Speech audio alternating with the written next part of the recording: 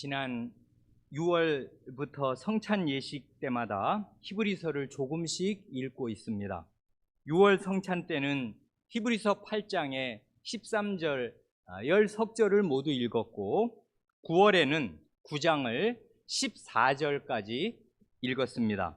오늘은 그 다음 9장 15절 이하를 대강만 살펴보겠습니다.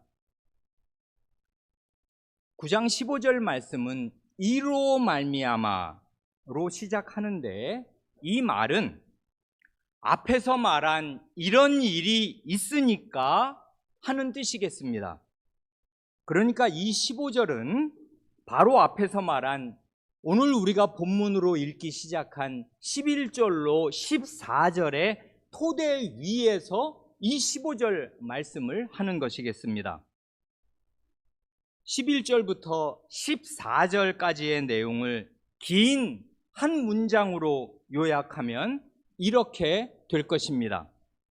곧 예수 그리스도께서는 구약시대의 대제사장들과는 도무지 비교할 수 없을 만큼 훨씬 더 좋은 대제사장으로서, 첫째, 성막으로 말한다면 이 땅에 있는 불완전한 성막이 아니라 하늘에 있는 완전한 성막에서 봉사하시고, 둘째, 제물로 말한다면 사람에 비해 가치가 현격하게 떨어지는 짐승의 피가 아니라 자기 자신의 흠없는 몸과 피를 완전하고 온전한 제물로 바치셨고, 셋째, 그래서 그 제사의 효과로 본다면은 그저 사람의 육체만을 한시적으로 깨끗하게 해주었던 구약의 제사와 달리 사람의 온 양심을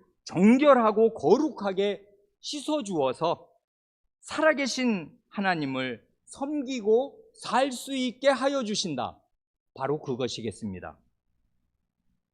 이런 놀라운 기반 위에서 15절 말씀이 나오는 것입니다. 이로 말미암아, 그러니까 그는 새 언약의 중보자시니 이는 첫 언약 때에 범한 죄에서 속량하려고 주구사 부르심을 입은 자로 하여금 영원한 기업의 약속을 얻게 하려 하심이라. 예수 그리스도를 가리켜 새 언약의 중보자라 합니다. 모세가 옛 언약의 중보자였다면 예수 그리스도는 새 언약의 중보자이십니다.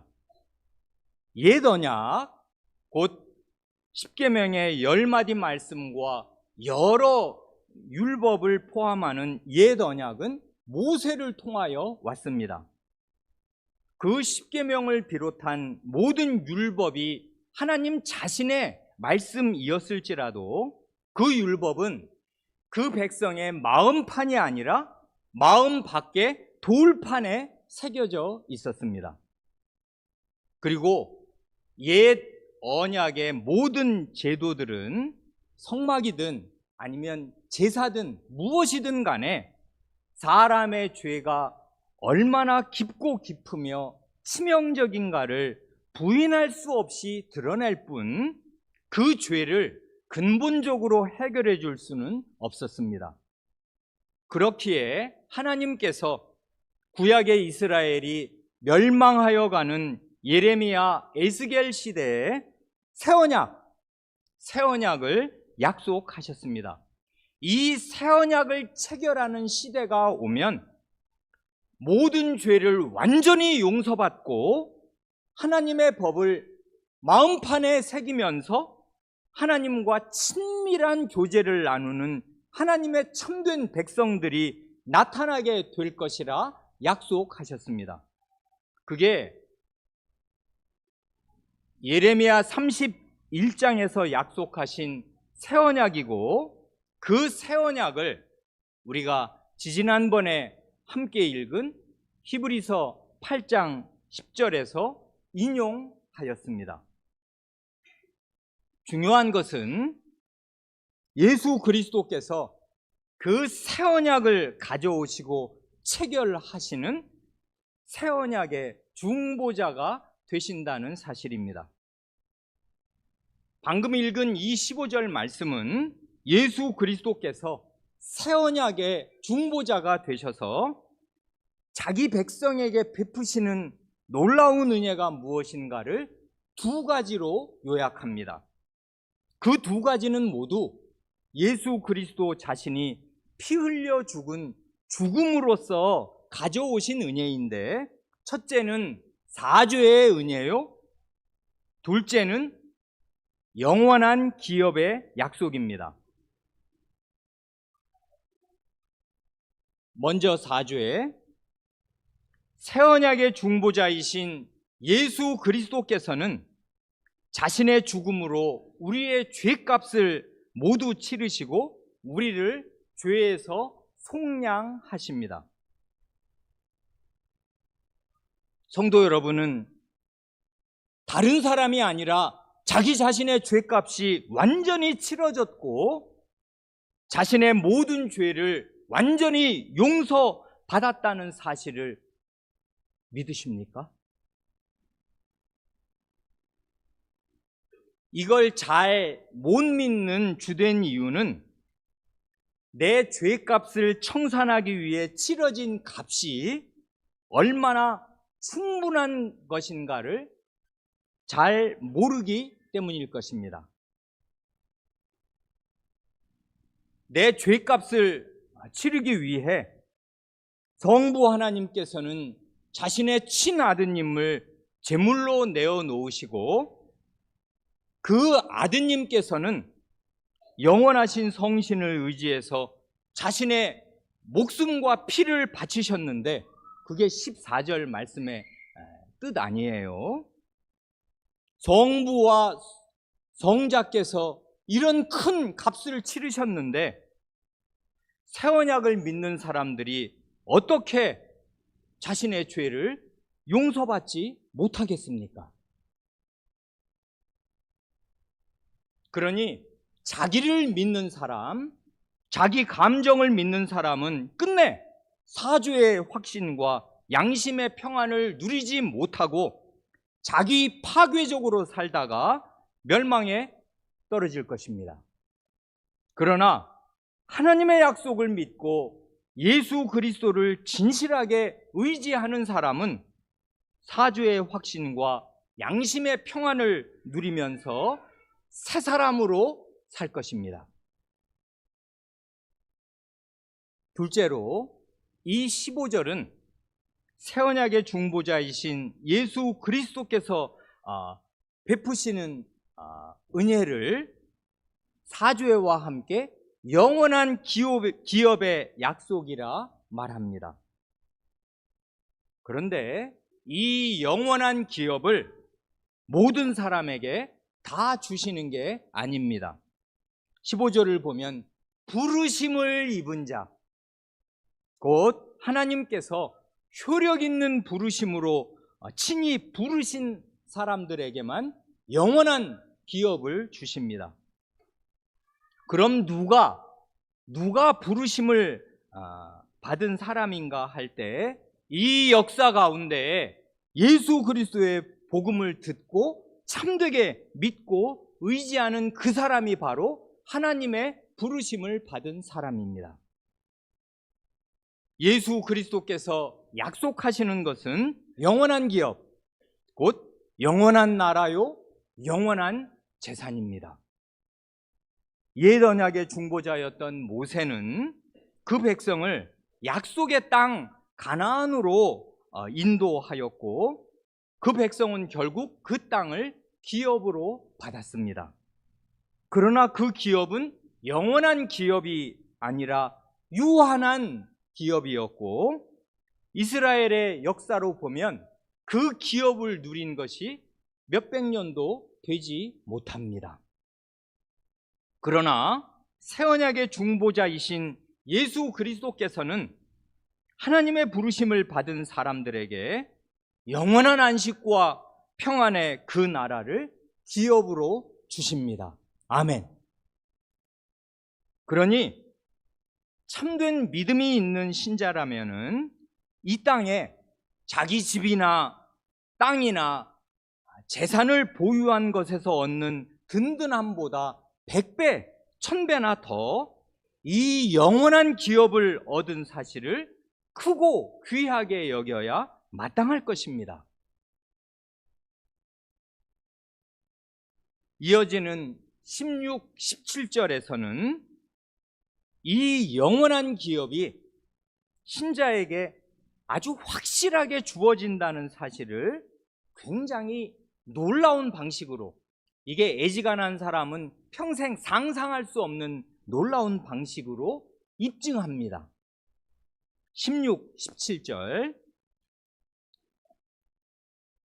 유언은 유언한 자가 죽어야 되나니 유언은 그 사람이 죽은 후에야 유효한즉 유언한 자가 살아있을 동안에는 효력이 없느니라. 우리말 성경으로 읽으면 15절에서 언약과 약속을 이야기하다가 여기 보면 새 언약 그리고 옛 언약 그리고 뭐뭐를 약속하셨다, 이런 언약과 약속에 대해서 이야기하다가 그 다음 16, 17절로 오면 느닷없이 유언이라는 말이 나오니까 이게 지금 갑자기 딴 이야기를 하는 것처럼 생각될 수가 있습니다. 그렇지만 이 히브리서는 원래 한글로 기록된 게 아니라 헬라어로, 그 당시 그리스 말, 세계 공용어였던 그리스 말로 기록된 거 아니에요. 헬라어로는 놀랍게도 15, 16, 17절에서 똑같은 단어가 계속되고 있는 것입니다. 같은 단어, 디아테케라는 같은 단어가 뜻이 두 가지여서 대개는 언약이라는 뜻으로 쓰이다가 때때로 유언이라는 뜻으로도 쓰입니다. 같은 단어가 언약도 되고 유언도 되는 거예요.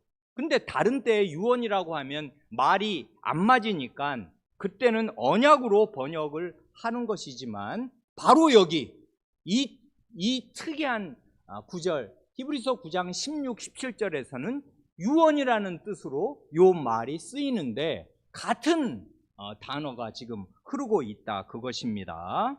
핵심은 이것입니다. 나에게 영원한 기업, 영원한 나라가 주어진다는 사실이 어떻게 확정되는가, 무엇으로 확정되는가, 그것입니다.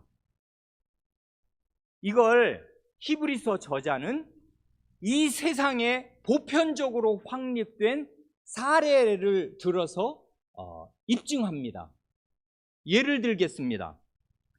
큰 부자 아버지가 아들에게 내가 나의 전 재산을 다 너에게 물려주겠다 하고 생전에 유언장을 써 주었다고 해보지요. 그렇더라도 그 유언장을 아버지가 갖고 있든 아들이 금고에 넣어 놓았든 상관이 없이 아버지가 살아계시는 동안에는 전 재산은 여전히 아버지의 것이고 유언장은 아직 한 글자도 힘을 쓰지 못합니다. 그 유언장이 효력을 발휘하는 때가 언제인가 하면 바로 아버지가 돌아가신 직후부터입니다. 그것이 우리가 다 알고 있는 상속의 법칙입니다. 그러니 신자에게 영원한 기업을 주시겠다고 약속하시고 그 기업을 실제로 확보해 놓으신 당사자가 죽으셨다면 어떤 일이 일어나겠습니까? 예수 그리스도의 죽음에는 이런 놀라운 뜻도 있는 것입니다. 예수 그리스도의 죽음은 15절에서 말하는 두 가지, 첫째, 완전한 사죄를 가져다 주는 완벽한 근거가 될 뿐만 아니라 둘째, 영원한 기업을 주시겠다는 약속이 법적인 효력을 발휘하는 영구적인 토대가 되는 것입니다. 그래, 이게 뭘 뜻하는가를 곰곰이 묵상할 때 우리의 마음은 기쁜 소망으로 가득 찹니다. 예수 그리스도는 이미 죽으셨습니다. 그렇기에 신자인 내가 영원한 기업, 영원한 나라, 영원한 재산을 받을 법적인 요건이 이미 다 갖추어졌습니다. 상속의 효력이 개시된 것이에요.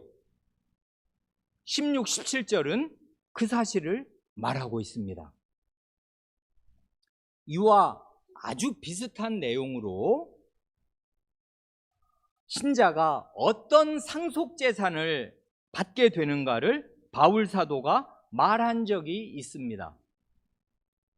성도 여러분도 애독하시는 로마서 8장입니다. 로마서 8장 16절과 17절 상반절까지만 읽으면 이렇습니다. 성신이 친히 우리 영과 더불어 우리가 하나님의 자녀인 것을 증거하시나니 자녀이면 또한 상속자 곧 하나님의 상속자요 그리스도와 함께한 상속자니. 두 가지의 진짜 가슴 벅찬 단어를 말하지 않습니까? 여러분들이 하나님의 자녀인 것을 여러분의 영혼이 알 뿐 아니라 성신이 여러분의 영혼과 함께 이걸 증언하시니 이 증언을 믿지 않으면 하나님의 말씀 안 믿는 것입니다. 성신의 증언을 믿으십시오. 성신의 증언의 내용은 여러분이 하나님의 자녀이면, 신자가 하나님의 자녀라면 또한 상속자인데 어떤 상속자이냐 하면 두 가지로 말해요. 하나님의 상속자입니다. 하나님의 자녀니 하나님의 모든 재산은 하나님의 자녀들의 것이겠습니다. 그리고 그리스도와 함께한 상속자입니다. 이건 과거에 설명드렸습니다. 바울 사도는 이 사실이 너무 벅차서 신조어 자신이 이전에 없던 말을 만들어내었습니다. 그리스도와의 공동 상속자. 그러니까 그리스도가 하나님의 친아드님이요 그리스도로서 하나님께 받으실 그 지분이 우리의 지분과 똑같아요. 그리스도와 함께 그리스도 안에서 그리스도의 지분을 우리는 받아 누리니 우리는 그리스도와 공동 상속자입니다. 그러니 하나님의 상속자요 그리스도와 공동 상속자이니 여러분의 재산은 얼마인 것입니까? 그러니 여러분이 참된 신자라면은 이런 약속의 말씀들을 굳게 믿으시고 가슴을 쫙 펴시기 바랍니다. 그 다음 18절 이하에서는 이러한 새 언약이 곧 사죄와 영원한 기업을 보장하는 새 언약이 옛 언약과 마찬가지로 피로 세워졌다는 사실을 말합니다. 한마디로 언약은 제물의 피로 체결하고 성립되는 것이고 이러한 언약의 피가 필수적으로 요구되는 것입니다. 18절로 20절을 먼저 보면 이렇습니다. 이러므로 이건 왜 그러냐 하면 앞에서 죽어야 이 언약이 발효된단 말입니다. 유언은 언약인데 이 유언은 당사자가 죽어야 그 다음 사람들이 유언에 약속된 사람들이 혜택을 입는 거잖아요. 그렇기 때문에 이 첫 언약도 피 없이 세운 것이 아니니 모세가 율법대로 모든 계명을 온 백성에게 말한 후에 송아지와 염소의 피 및 물과 붉은 양털과 우슬초를 취하여 그 두루마리와 온 백성에게 뿌리며 이르되 그 다음 말 이는 하나님이 너희에게 명하신 언약의 피라 하고 이 말씀은 익히 아시겠는 대로 출애굽기 24장 곧 시내산 언약을 체결하는 장면을 묘사하고 있지 않습니까? 하나님께서 온 백성을 남녀노소 다입니다. 그래 우리가 이렇게 어린 자녀들과도 함께 예배드리는 거잖아요. 시내산에 어린 아이들은 뭘 알아듣지 못하니까 집에 있어라, 장막에 있어라 이렇게 하신 거 아니란 말입니다. 시내산에 온 백성, 남녀노소의 하나님의 백성 모두가 시내산 앞에 회집하였습니다. 그게 하나님의 백성이요 하나님의 회중이에요. 그래 온 백성을 하나님께서 시내산 앞에 다 모으시고 구름과 불 가운데 장엄하게 그 산에 강림하셨습니다. 지존자의 권위로 온 백성에게 10마디 말씀 10계명을 반포하시고 나머지 언약의 말씀은 모세를 통해 온 백성에게 전하셨습니다. 10계명의 말씀은 하나님의 친수로 두 돌판에 새겨주셨고 나머지 언약의 말씀은 두루마리책에 기록하게 하셨습니다. 이렇게 첫 언약의 내용이 말과 글로 확실하게 선포된 뒤에 희생 제물의 피로 그 언약을 확정지었습니다. 이렇게 해서 이스라엘을 정식으로 하나님의 백성, 곧 하나님의 언약 백성이 되게 하셨습니다. 바로 이 말씀, 출애굽기 24장에 나오는 언약의 피, 24장 8절에 나오는 그 언약의 피라는 말을 받아서 예수 그리스도께서 성찬을 제정하실 때 포도주를 가리켜 이것은 많은 사람을 위하여 흘리는 나의 피, 곧 언약의 피니라 하고 말씀하신 것이겠습니다. 우리가 바로 얼마 전에 함께 공들여 읽은 마가복음 14장 24절 말씀입니다. 그리스도께서는 시내산 언약을 생각하시면서 이것이 바로 언약의 피다 하시는데 이건 옛 언약의 피가 아니란 말입니다. 옛 언약의 피는 이미 흘려져서 옛 언약이 확정되었어요. 그런데 예수님께서 다시 내가 흘리는 나의 피, 곧 언약의 피니라 할 때는 새 언약의 피를 말씀하시는 거가 틀림이 없단 말입니다. 이렇게 예수님의 피가 흘려졌으니 새 언약은 체결되었고 확정되었습니다. 참된 믿음으로 성찬을 받는 사람이 곧 새 언약 백성입니다. 그런데 마지막 21, 22절을 보면 제물의 피의 용도가 또 하나 있었습니다. 21절 이하 또한 이와 같이 피를 장막과 섬기는 일에 쓰는 모든 그릇에 뿌렸느니라. 율법을 따라 거의 모든 물건이 피로써 정결하게 되나니 피 흘림이 없은즉 사함이 없느니라. 여기 장막이 나오네요. 시내산 언약이 체결된 결과 하나님께서 자기 백성 가운데 거하시면서 자기 백성의 예배와 섬김과 제사를 받으시는 곳이 장막, 곧 성막 아니에요. 그런데 이 성막과 그 안에 있는 모든 기물, 곧 하나님을 섬기는 데 사용하는 기물에 제물의 피를 뿌려서 정결하게 하였습니다. 왜냐하면 그 백성은 하나님의 언약 백성이 되었을지라도 여전히 마음과 생활에서 죄를 지어요.